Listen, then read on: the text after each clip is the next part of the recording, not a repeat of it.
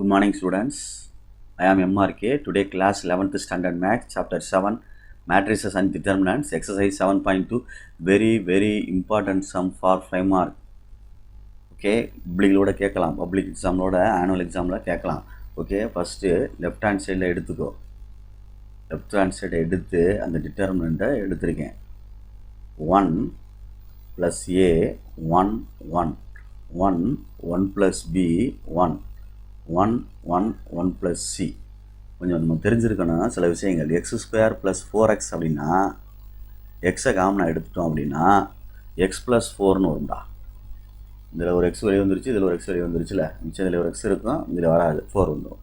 சரி, நான் இப்போ என்ன கேட்குறேன், x + 4ன்றது இதிலேருந்து எக்ஸை வெளியே எடுக்கணும் அப்படின்னா எடுக்கலாம்.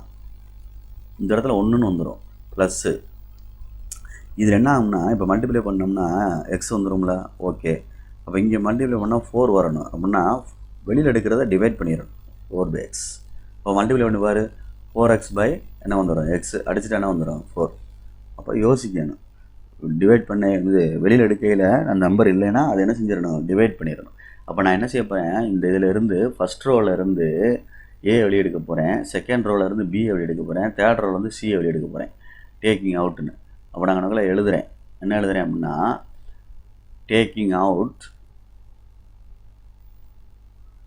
a, b, c from R1, R2, R3. சரிங்களா? C1 வாயிலாகவும் எடுத்து செய்யலாம், உன்னுடைய விருப்பம். நம்ம எப்படி வேணாலும் செஞ்சுக்கலாம், நம்மளுடைய புரிதல் தன்மையை பொறுத்தது, நம்மளுடைய அண்டர்ஸ்டாண்டிங் பொறுத்தது, நீ உன்னுடைய கையாளும் தன்மை எப்படி மூவ் பண்ணி கொண்டு போகிற அப்படின்ட்டு. சரி, நான் 6லே செய்கிறேன். அப்போ மேலே கொண்டு போகிறேன், மேலே விழுந்து வெளியெடுக்கிறேன்னா 1/a + 1ன்னு வந்துடும். இதில் 1/aன்னு வந்துடும், இல்லாதனால இதில் 1ன்னு வந்துடும்.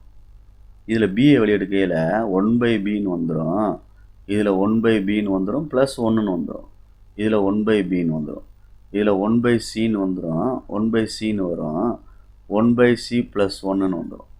புரியுதா? ரைட். இப்போ இங்கே என்ன இருக்குது, ஏபிசி ப்ராக்கெட்.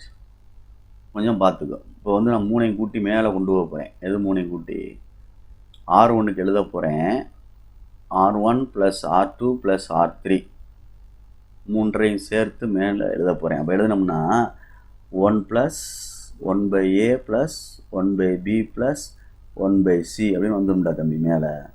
அதே மாதிரி இந்த இது மேலே கூட்டிகிட்டு போனோம்னா அதே மாதிரி வந்துடும். 1 + தோசையை மடக்கிற மாதிரி இந்த இதை எடுத்து அப்படியே இதோட சேர்த்து அப்படியே மேலே கூட்டி எழுதணும், அப்படி அர்த்தம். பார்த்துக்க, இப்படி ரோ வைஸாக செய்கிறோம் அப்படியே. அப்போ அப்படியே இப்போ ஃபோல்டு பண்ணுற மாதிரி நினச்சிக்க. ஃபோல்டுனா ஒரு தோசை அப்படி உருட்டணும்னு வச்சுக்க, மேல் நோக்கி, கீழே இருந்து மேல் நோக்கி, அப்படியே ஒன்று மேலே ஒன்று உட்காந்துரும்ல, அது மாதிரி அப்படியே இது ரோல் பண்ணுற மாதிரி அப்படியே ரோல் பண்ணுறோம். சரியா சொல்கிறது? ரைட். அப்போ 1/a + 1/b + 1/c. அதே மாதிரி 1 + 1/a + 1/b + 1/c. மற்றெல்லாம் அப்படியே தான் இருக்கும். 1/b ஏன்னா சேஞ்ச் ஆகலை. 1/b + 1 1/b 1/c 1/c 1/c + 1. இப்போ என்ன செய்யணும் அப்படின்னா, இதெல்லாம் 5 மார்க் கணக்கு பார்த்து நிதானமாக செஞ்சு மேலே வெளியே எடுத்துரு. ABC into 1 + 1/a + 1/b + 1/c வெளியில் எடுத்துட்டேன். எதுலேருந்து? R1லேருந்து. அப்போ 1 1 1 அப்படின்னு வரும். அப்போ நம்ம எழுதணும், taking out 1 + 1/a + 1/b + 1/c whole செட்டை எதுலேருந்து எடுத்துருக்கோம், ஃப்ரம்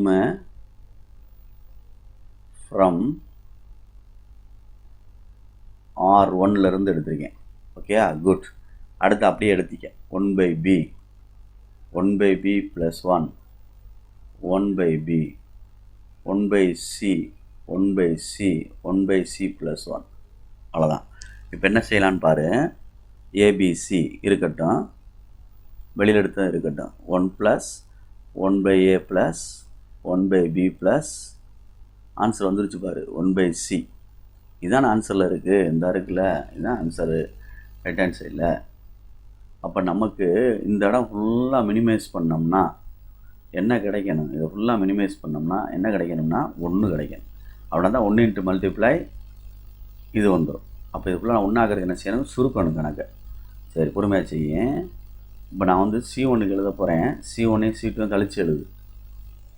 C1க்கு எழுத போகிறேன். அரை மார்க் பண்ணிக்க. அரை மார்க் பண்ணிக்க, மறந்துடாத.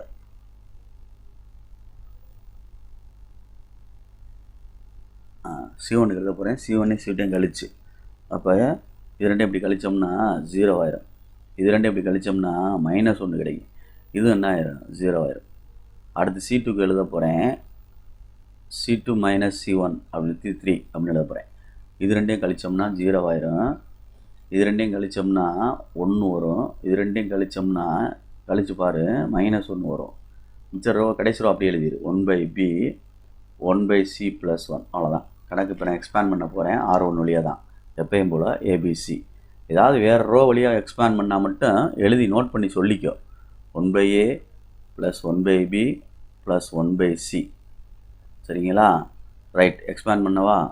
0 தேவையில்லை, 0 தேவையில்லை, 1 மட்டும் கடைசியில். அதுக்கு உள்ள ரோவும் காலத்தையும் விட்டுட்டோம்னா இதுக்கு நேரம் போய் விட்டுடலாம்ல. 1 1 சார் 1 -0. அப்போ இதை சரி பண்ணையில் 1 இது 1 0 1 தான் வரும். 1 × 1 1. அப்போ அப்படியே கணக்கை மட்டும் எழுதி answer right hand side answer அப்படி எழுத வேண்டியதான். 1/a + 1/b ப்ளஸ் என்னது 1/c equal to right hand side. Very good. That is 5 marks sum. Okay, so please கேர்ஃபுல்லாக அண்டர்ஸ்டாண்ட் பண்ணி படிச்சுக்க. டூ இட், செஞ்சிரு. தேங்க்யூ.